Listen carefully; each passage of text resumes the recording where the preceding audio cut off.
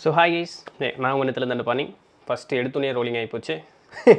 பரவாயில்ல, இன்றைக்கி Sunday Q&A session. So உங்களுடைய கேள்விகளுக்கு என்னுடைய பதில்கள் இப்படி ஒன்றா பார்த்துட்டே வரலாங்களா? ஸோ ஃபர்ஸ்ட் விஜய்குமார் அப்படிங்கிற ஒரு 22 வயது மதிக்கத்தக்க ஒரு ஆண்மகன் ஒரு கேள்வி கேட்குறார். முதல் கேள்வி என்ன தெரியுங்களா? இந்த நேரத்து வீடியோவில் முதல் கேள்வி, மேரேஜ் பண்ணுறதுக்கு எனக்கு ஐடியா இல்லை, ஆனால் அப்பா அம்மா வந்து பண்ண சொல்கிறாங்க. ஸோ எனக்கு வயசு 22 தான் ஆச்சு, சித்தராக முடியுமா இல்லையா, என்னோட நான் சொல்லுங்கள் அப்படிங்கிற மாதிரி. ஸோ சித்தராக முடியுமா இல்லையான்னு கேட்குறாரு. அதை கேட்டு போட்டு அடுத்து மறுபடியும் வேற ஒரு கமெண்ட் ஒன்று போட்டிருக்காரு. இந்த யட்சினி தேவதை வசியம் சரியா தப்பா, நான் இதெல்லாம் கண்ணில் பார்த்துருக்கேன், அவங்க மட்டும் பண்ணுறது சரியா, நீங்கள் கொஞ்சம் சொல்லுங்கள் அப்படின்னு சொல்லிட்டு 22 வயசில் யட்சினி மேலே ஒரு ஆசை வர்றதில் ஒன்றும் தப்பு இல்லை, வயசு அப்படி. ஆனால் அதுக்கு ப்ராக்டிஸ் பண்ண போகக்கூடாது, அதன் பின்னாடி சுற்றுறதுனால நமக்கு கெடுபலன் அப்படிங்கிறது மட்டும்தான். அவங்க பண்ணுறாங்கன்னா பண்ணிட்டு போகிறாங்க இல்லைங்களா? ஏன்னா நான் ஏன் அவங்க பண்ணுறாங்கன்னா பண்ணிட்டு போகுதுன்னு சொன்னேன்னா எனக்கு இந்த செகண்டில் வேறு ஒரு எக்ஸாம்பிள் ஒன்று மண்டையில் வந்துருச்சு. சரி, நான் சொல்ல விரும்பல. அவங்க பண்ணுறாங்கன்னா பண்ணிட்டு போகிறாங்க, அதுக்கு உண்டான விளைவை அவங்க அனுபவிச்சுட்டு போகிறாங்க. நம்மளும் போய் அதை பண்ணணும்னு அவசியம் இல்லை இல்லைங்களா? சொன்னால யாரோ ஒருத்தர் ஏதோ ஒன்று பண்ணுறாங்கிறதுக்காக நாம் அதை பண்ணணும்னு அவசியம் கிடையாது. அதனால் அதெல்லாம் தவறு தான். அதனால் அதற்குண்டான விளைவு அப்படிங்கிறத செய்யக்கூடியவர்கள் அனுபவிப்பார்கள். ஸோ அதனால் அதை விட்டுருவோம், நமக்கு அது தேவையில்லை. 22 வயசில் இருந்துட்டு சித்தராகணும்னு ஆசைப்படலாமா? ஆசைப்படலாம், நான்லாம் ஆசைப்பட்டிருக்கேன், ஒன்றும் தப்பு இல்லை. ஆனால் அது அப்படி நினைக்கிற மாதிரி ஒரு சுலபமான ஒரு காரியம் இல்லை. சுலபம் தான். இந்த உலக வாழ்க்கையில் இன்றைக்கி இருந்துட்டு அதற்கு மீறி நம்ம சித்தராகணும் அப்படிங்கிற ஒரு முடிவோடு போகிறது அப்படிங்கிறது சுலபம் இல்லை, வேறு ஒன்றும் இல்லை. ஸோ எல்லாமே நம்ம கட்டுப்பாட்டுக்குள்ளே தான் இருக்குது. அதுக்கு ப்ராப்பராக சொல்லித்தந்து பயணம் செய்யக்கூடிய அளவுக்கு இன்றைக்கி குருமார்கள் அப்படிங்கிறவர்களும் இல்லை. ஏன்னா யார் சித்தராகிறதுக்கு சொல்லித்தர முடியும்? இன்னொரு சித்தர் தான் சொல்லித்தர முடியும். இன்றைக்கி அப்படியெல்லாம் யாருக்கு நம்ம கண்ணு முன்னாடியெல்லாம் கிடையாது. ஸோ அதனால் தேடி படிங்க ஆன்மீகம் அப்படின்னு சொல்லக்கூடியது, அதிலெல்லாம் எந்த தவறும் கிடையாது. ஆனால் இந்த சித்தராகிறேன், ஞானி ஆகிறேன், அதுக்கப்புறம் பிறவா நெறி அடைய போகிறேன் அப்படின்னு சொல்லிவிட்டு அடைஞ்சா பிரச்சனை இல்லை அப்படின்னு சொல்லிவிட்டு தண்டத்துக்கு ஆயுசை கழிக்கிறதுங்கிறது அவசியமற்றது. நம்ம சராசரி வாழ்க்கையோடவே இருந்தும் கூட இது எல்லாமே பண்ணலாம். வேலைக்கு போகலாம், பொண்டாட்டி பிள்ளையோடு இருக்கலாம், அப்பா அம்மாவோடு இருக்கலாம், மாமனார் மாமியாரோடு இருக்கலாம், சொந்த பந்தத்தோட நண்பர்களோட எல்லாத்தோடவும் இருக்கலாம், பூரணமாக எல்லாத்தோடவுமே இருக்கலாம். 9 to 5 ஜாப் போகலாம், பிஸ்னஸ் பண்ணுறான்னு என்ன வேணாலும் பண்ணுங்கள். அப்படியே இருந்துகிட்டே கூட நம்மளால் ஆன்மீக முன்னேற்றம் அப்படிங்கிறத அடைய முடியும், பிறவா நெறி அப்படிங்கிறத அடைய முடியும். சரிங்களா? தண்டத்துக்கு எங்கே எல்லாத்தையும் விட்டு போட்டு காடு மலை ஏறணுங்கிற அவசியம் கிடையாது. ஸோ அதுதான் கவனமாக இருக்கணும். சரிங்களா? நம்ம எவ்வளோ வேணாலும் வாய் பேசலாம், ஒருத்தர் பேசுகிறத இல்லைன்னு சொல்லி கிண்டல் என்ன வேணாலும் பண்ணலாம், அதெல்லாம் ஆன்மீக முன்னேற்றம் ஆயிராது. ஸோ அதிலெல்லாம் கவனம் அப்படிங்கிறது இருக்க வேண்டும்.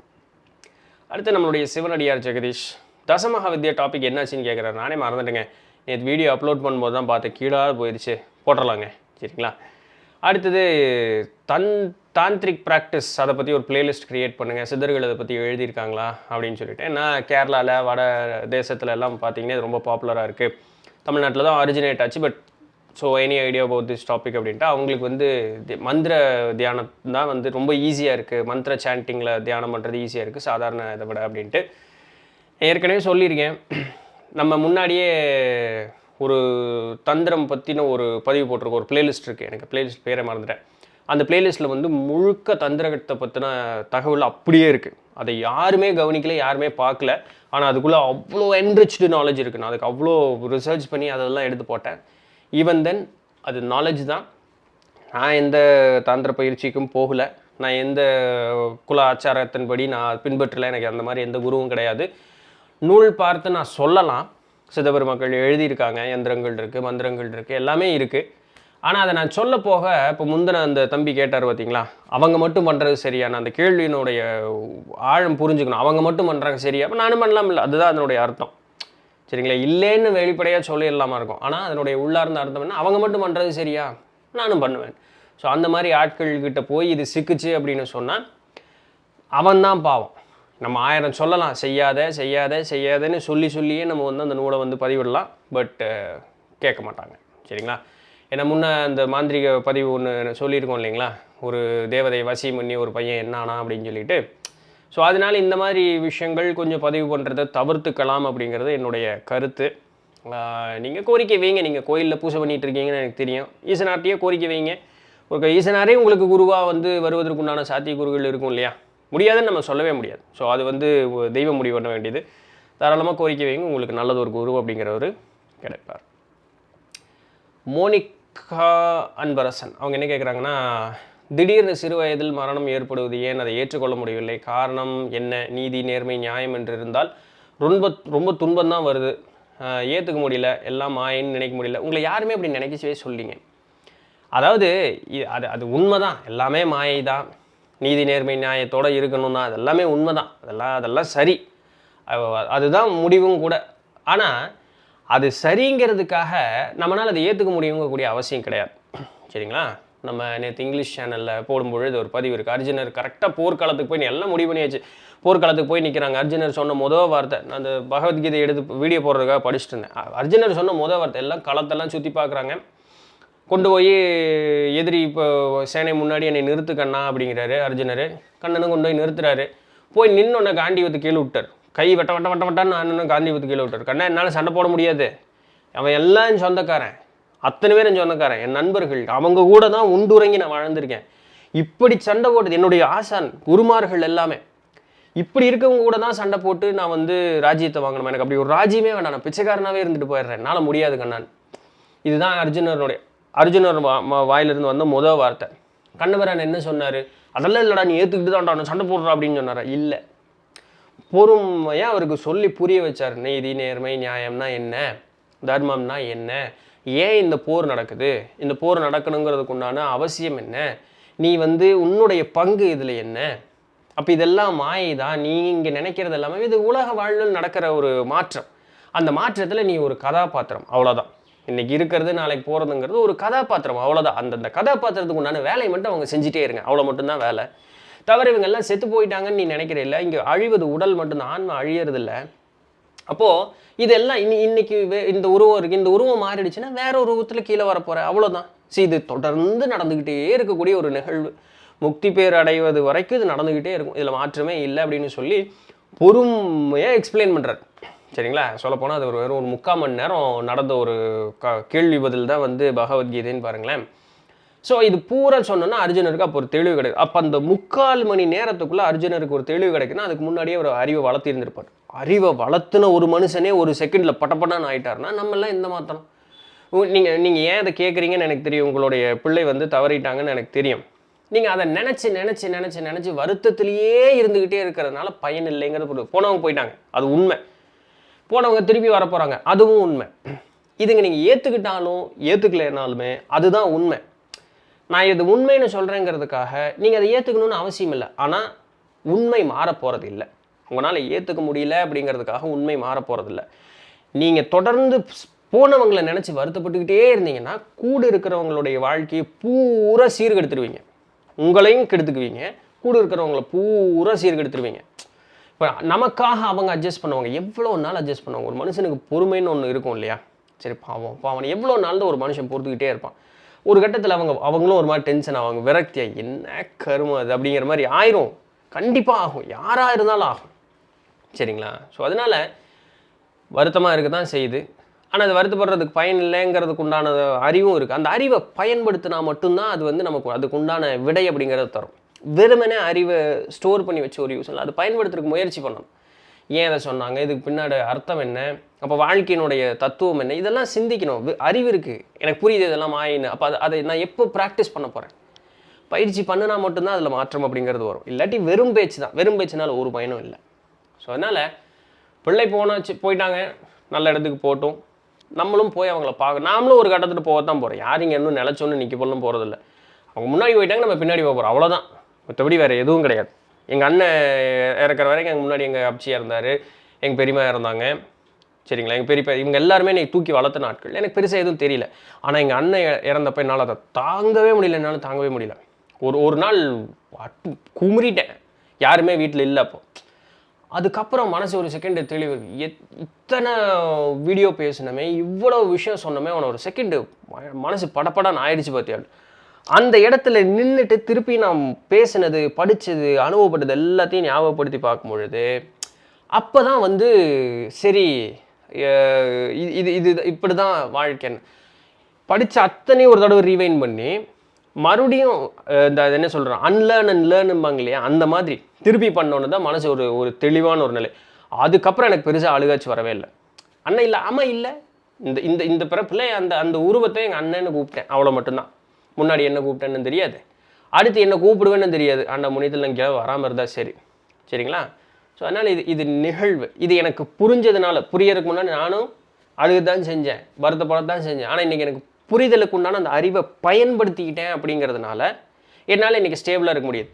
ஸோ அந்த அறிவை நம்ம பயன்படுத்தாத வரைக்கும் வெறும் அறிவுனால ஒரு பயனும் இல்லை. ஸோ எல்லாம் மாயை தான் அப்படின்னா கேட்குறதுக்கு நல்லா தான் இருக்கும். அது மாயை எப்படின்னு சொன்னாங்கன்னு நம்ம அந்த அறிவை யூஸ் பண்ணணுங்க, சரிங்களா?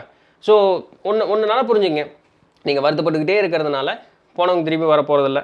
ஆண்டாண்டு காலம் அழுது புரண்டாலும் மாண்டோர் மீழ்வதில்லை. அது போனவங்க தான், அது மீண்டு வரப்போகிறதில்லை. உங்களையும் இருக்கிறவங்களையும் சீர்கெடுத்துறாதீங்க. போனால் இன்றைக்கி நம்ம இருந்து நம்மளும் கஷ்டப்படுறோம், நம்மளும் போய் தொலைஞ்சா நல்லா இருக்குங்கிற ஒரு வார்த்தையை வந்து கூட இருக்கிறவங்களுக்கு கொடுத்துறாதீங்க.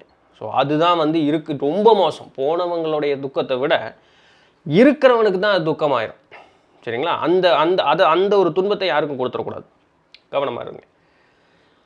தட்சிணாமூர்த்தி அவர் என்ன கேட்குறாருன்னா, நம்ம வேலைக்கு போகிறது மூலமாக எப்படி சாரி வேலைக்கு போகிறதில்ல, விளக்கு போடுறது மூலமாக எப்படி நமக்கு வந்து நம்மளுடைய கெட்ட பலன்கள்லாம் மாறுது, விளக்கு ஏற்றுறது எந்த மாதிரி கடவுளுக்கு போய் சேருது, அது எந்த மாதிரி நம்மளோட கெட்ட கர்மத்தை அழிக்குது, நமக்கு நல்லது நடக்கு அப்படின்னு அதை பற்றி ஏதாச்சும் வீடியோ போட்டிருக்கீங்களா? நீங்கள் என்னவோ நிறைய போட்டிருக்கீங்க, உள்ளே போய் தேடி பார்த்தீங்கன்னா ஏகப்பட்டது இருக்கும்.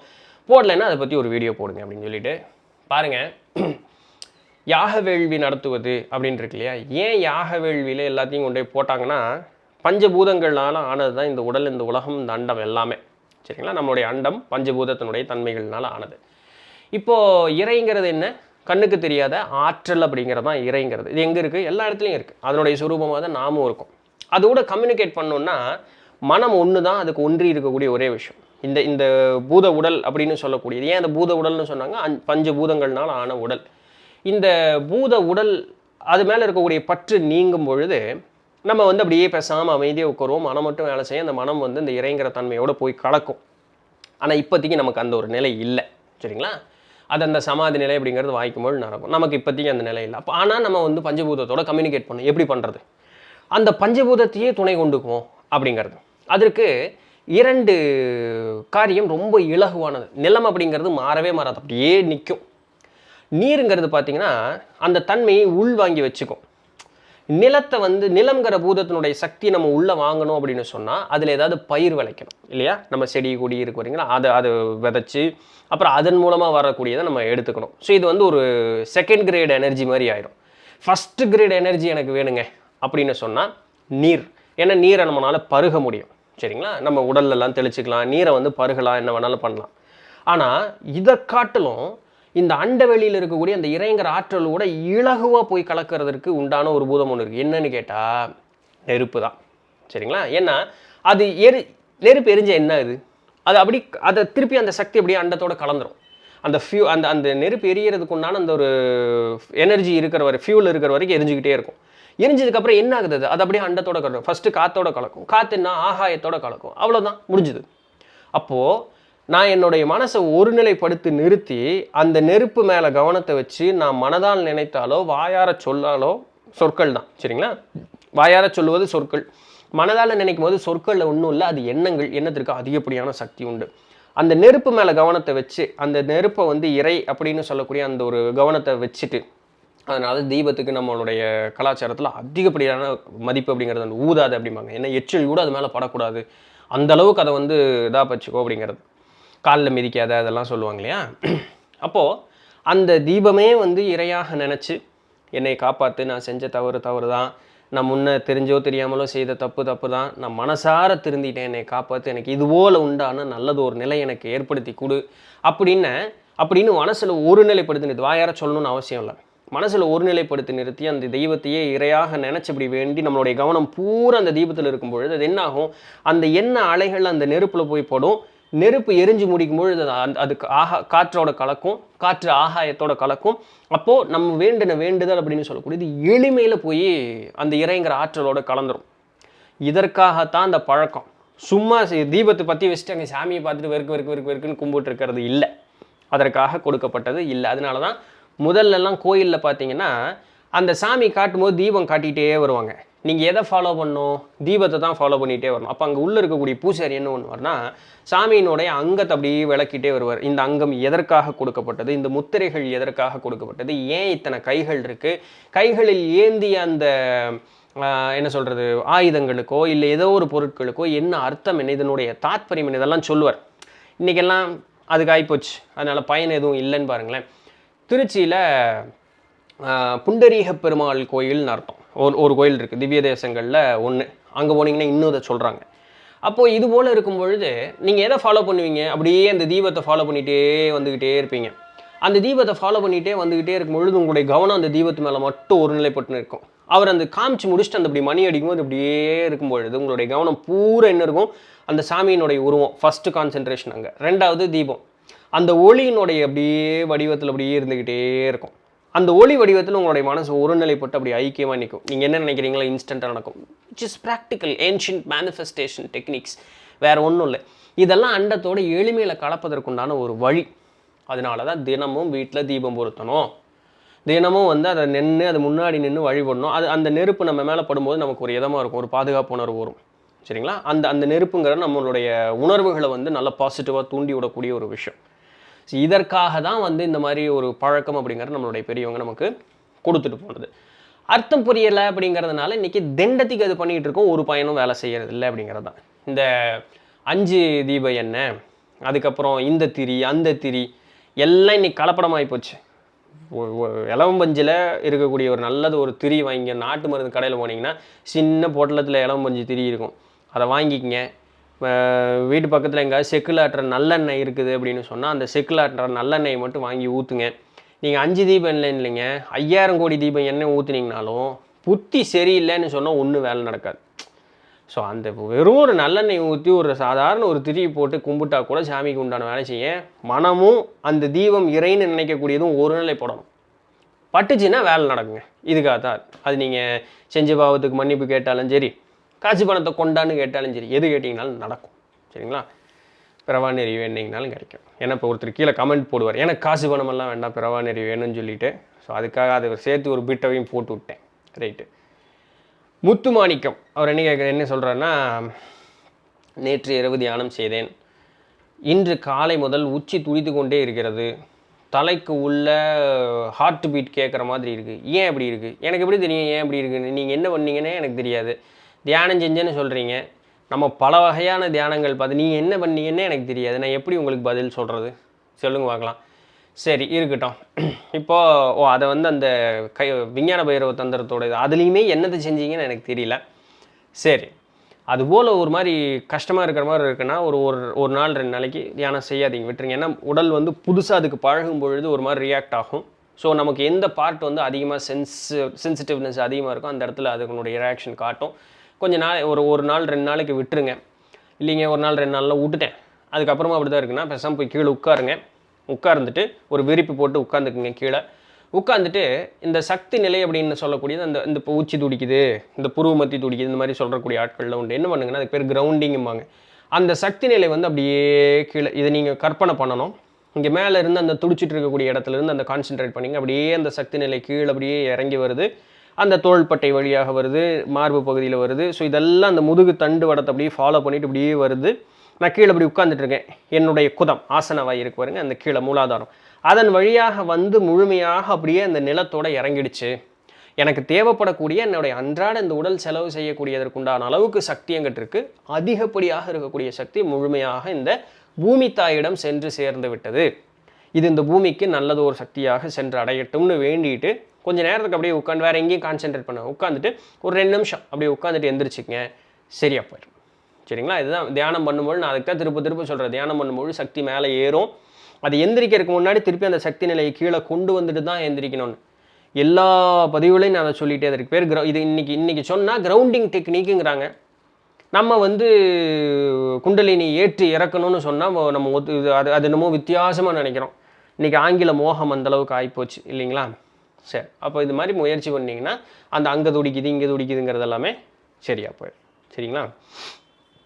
கே வந்தி அவர் என்ன கேட்குறாருன்னா, ஸ்பிரிச்சுவல் அப்படின்னு சொல்லக்கூடியது வந்து உன்னை சுற்றி உலகம் அப்படிங்கிறது இல்லை, எல்லாமே மாயை அப்படின்னு சொல்கிறாங்க.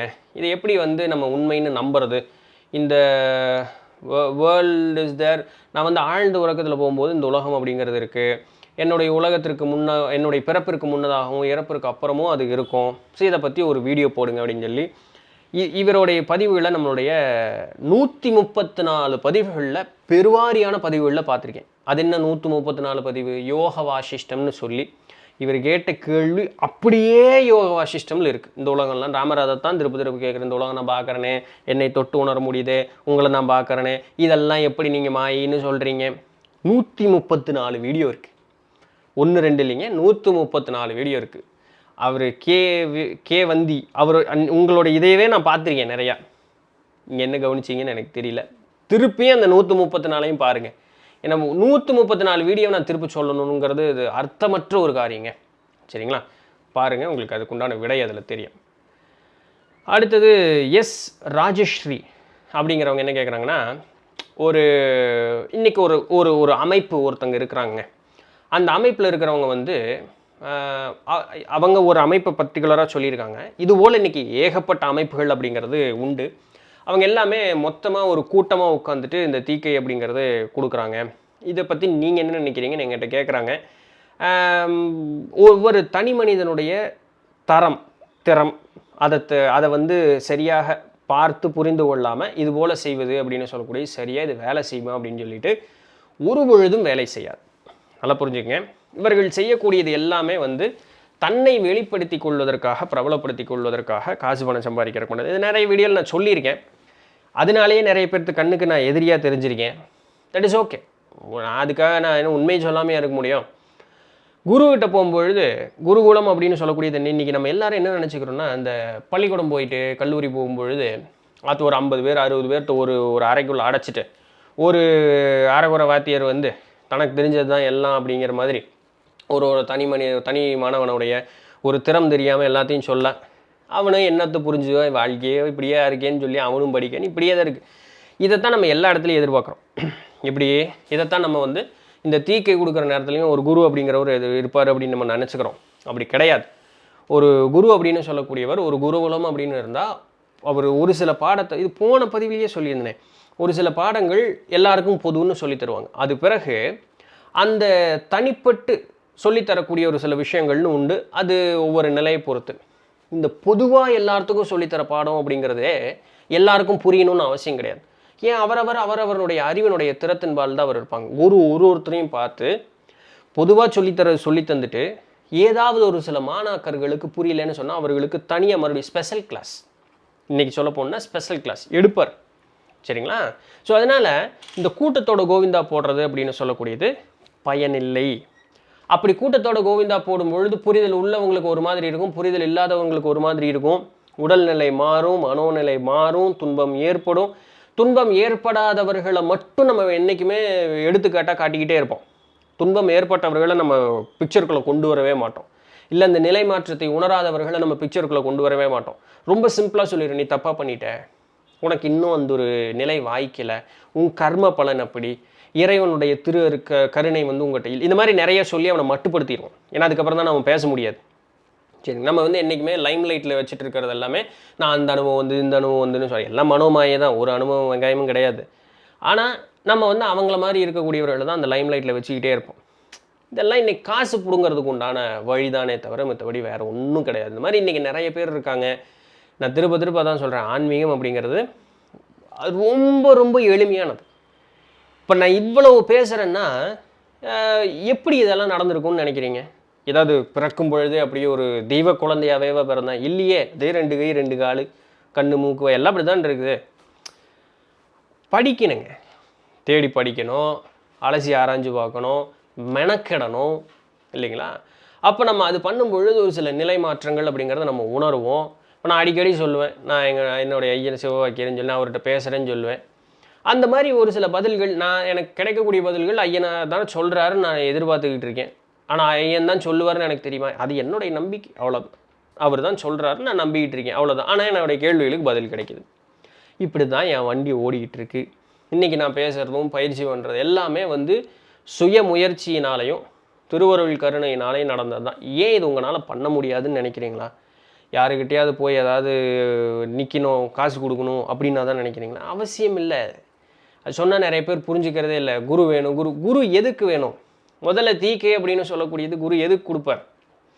முதல் தீக்கை அப்படின்னு சொல்லக்கூடியது மனோநிலை மாற்றத்துக்கு தான், உபதேசம் அப்படிங்கிறதா இருக்கும். இரண்டாம் நிலை தீக்கை தான் வந்து யோகம் தீக்கை அப்படிங்கிறது. அந்த யோக தீக்கை கொடுக்கறதுக்கு முன்னாடி முதல் மனசு மாறிச்சு, அடுத்தது உடல் சுத்திங்கிறது ஏற்படணும். இந்த உடல் சுத்திங்கிறது ஏற்படுவதற்கு ஒரு பயிற்சி சொல்லிட்டு நீ போய் பண்ணிட்டுவான்னு விட்டுருவாரா? இல்லை. ஏன்னா நம்ம பண்ண மாட்டோம்னு அவங்களுக்கு தெரியும். அப்போ அவங்க கூடவே நம்மளை வச்சுருப்பாங்க. ஸோ இதெல்லாம் இன்றைக்கி பாசிபிள் இல்லை. சரிங்களா? இதெல்லாம் இன்றைக்கி பாசிபிள் இல்லை. அங்கே இந்த 10 day retreat அப்படின்லாம் வாய் பேசுவோம் இல்லையா? போனால் அங்கே இருக்கிற வரைக்கும் நல்லாயிருக்கும். வீட்டுக்கு வந்தோம்னு வச்சுங்களேன், ஒரு 2 நாள் நல்லாயிருக்கும். பின்ன வீட்டில் இருக்கிறவங்களை பார்த்தா கடுப்பாக இருக்கும், வேறு எங்கேயாவது வேலைக்கு போனால் கடுப்பாக இருக்கும், பழைய மாதிரி ஆயிடுவோம். அடுத்து ஒரு வாரத்துக்குள்ளே நம்ம பழைய மனுஷனாக ஆயிடுவோம். நீங்கள் 1008 தீக்கை வாங்கினீங்கனாலும் சரி, அதுக்கு எத்தனை லட்சம் கோடி செலவு பண்ணி ஒரு பயனும் கிடையாது. ஒன்றுத்துக்கும் கூட கிடையாது. மட்டுக்கு கூட அது பயன் கிடையாது. ஆனால் இது சொன்னால் நிறைய பேர் புரிஞ்சுக்கிறது இல்லை. அவங்க வந்து டென்ஷன் ஆகிடுறாங்க. என்ன பண்ணுறது? ஆனால் அது அந்த நிலையில் தான் அவங்களும் இருப்பாங்க. ஆனால் அந்த மனோநிலை ஒத்துக்காது.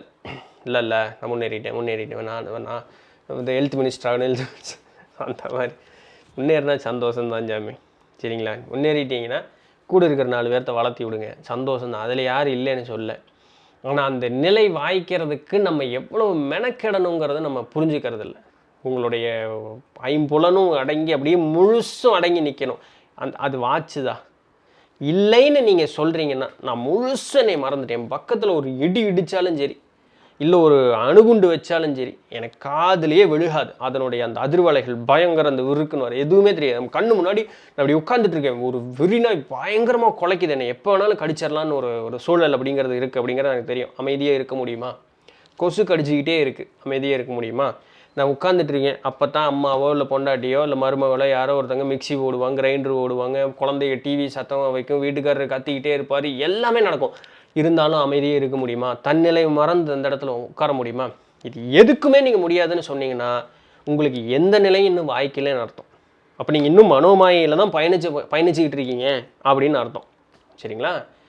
ரமண மகரிஷி சின்ன பையனாக இருக்கும்போது அவர் தியானத்தில் உட்காந்துட்டு இருப்பாராம். கூட இருக்கக்கூடிய மாணவர்கள்லாம் அவர் தூக்கிட்டு போய் அட்டின்னு அடிச்சிருவாங்களா, உடம்பெல்லாம் வந்து ரத்த காயம் ஆகிற அளவுக்கு சும்மா இவன் என்னடா இப்படி உட்காந்துருக்கான்னு விளையாட்டு போல். அவருக்கு எதுவுமே தெரியாதான். கண்ணு முழிச்சு பார்த்ததுக்கப்புறம் தான் உடம்புலலாம் காயம் அடிபட்டு என்னடா அது வலிக்குது அப்படின்னு சொல்லி.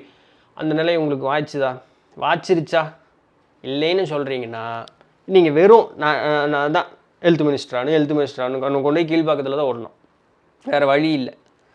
ஸோ அதனால் ஆன்மீக முன்னேற்றம் அப்படிங்கிறது இன்றைக்கி காசு பார்க்கறதுக்கு உண்டான இதாகவும் மக்களை ஏமாற்றுவதற்குண்டான ஒரு அருமையான ஒரு வழியாக மாறிப்போச்சு. நீங்களும் செவ்வனே அதுக்குண்டான இடம் கொடுக்குற மாதிரி நீங்களும் நடந்துக்கிறீங்க. ஸோ அது அது அது உங்களுடைய இதை பொறுத்து. எவ்வளோ சொன்னாலும் நான் கேட்க மாட்டேன், நான் சொல்கிறது தான் இதுன்னா மகிழ்ச்சி. ரைட்? ஸோ இன்றைக்கி உண்டான கேள்விகளும் அதற்குண்டான பதில்களும் இதுதான். பிடிச்சிருந்திருக்கும், இன்ஃபர்மேட்டிவாக இருந்திருக்கும் நம்புகிறேன்.